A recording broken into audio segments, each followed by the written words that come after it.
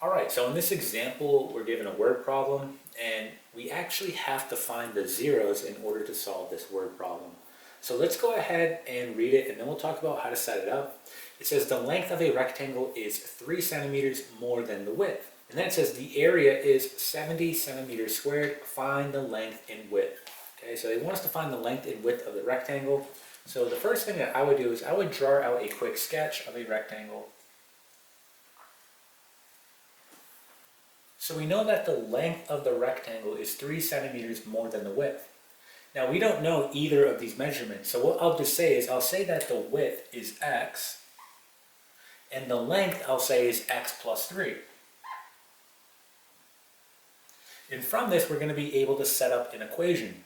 I know that length times width will equal area when I'm talking about a rectangle. So I'm going to do length times width, and it's going to equal my area, which is 70. So in other words, I'm going to do x times x plus 3. This is going to be equal to 70. And then just simplifying down the left side, right, distribute the x, you get x squared plus 3x equal to 70. And you can see that we have a quadratic. So we can solve quadratics by solving for the zeros. So what I want to do is I want to move this 70 over to the left side. So I'm going to subtract 70 on both sides.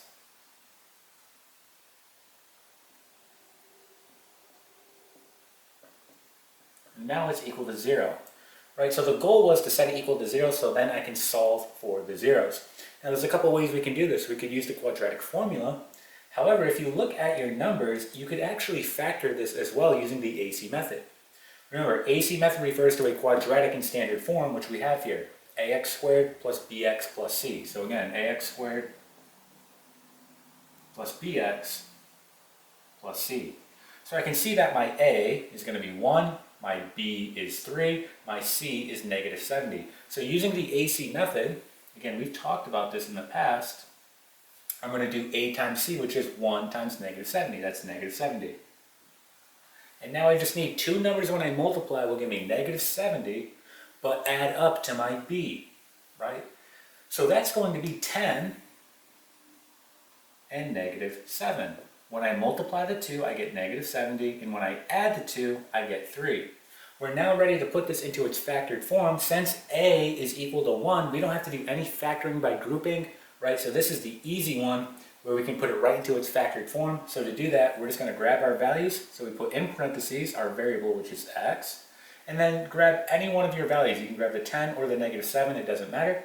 I'll just grab the positive 10, close it, and then we're going to do the same thing with the negative 7. And there it is, we just factored it. So once you have it factored, you simply take each one of your factors, set it equal to 0, and solve. So here's one factor, and here's my other. So solving this, I'm going to get, so just doing it in a different color, I get x plus 10 equal to 0, and x minus 7 equal to 0. So when I solve both of these, I'm going to get the following. I get x equals negative 10. So x equals negative 10, and x equals positive 7. Okay?